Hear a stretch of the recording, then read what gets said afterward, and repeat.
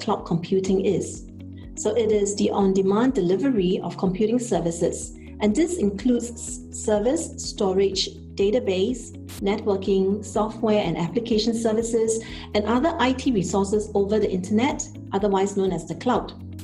So when you look at cloud, it's not just about infrastructure and about cost and about this thing. It's also about utilizing different services which actually create business impact. Capital Connect. What we're looking at is if you are a pre-Series A startup building well on AWS, if you want to get connected to some of our partners such as Vertex, please feel free to get in touch with us. We sort of broker those introductions. Our whole approach is that we see ourselves as partners to our startup community, and we want you to take the best out of the AWS cloud. What are some of the considerations founders or startups ought to have when they are choosing a cloud provider?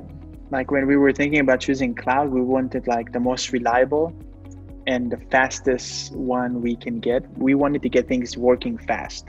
And what kind of help do you think cloud providers ought to provide startups if they were to migrate to the cloud? Sitting with the solution architecture team, which helping design the bigger picture of the architecture, because startups, they don't know everything.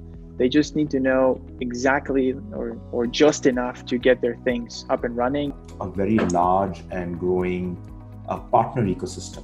We have tens and thousands of partners globally. So wherever you are in the world, we could also recommend partners who can come with you, do the hand-holding, do provide managed services for AWS. So that also enables a much more fast, accelerated journey. What are some of the hesitations that you still hear from founders or business owners in terms of migrating to the cloud? A lot of hesitations. So there's a lot of sometimes hesitation to, try something new. Is it secure? These are the questions that we used to get. Can it scale?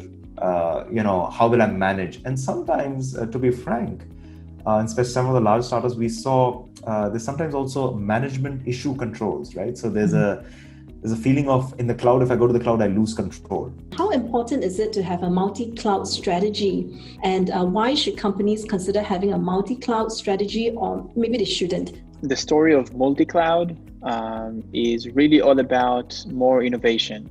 You see that there is a service on a different cloud that you want to use, and it's not available in your cloud of choice. So I think this is where multi-cloud really bring the benefit. We just want to move fast as a company.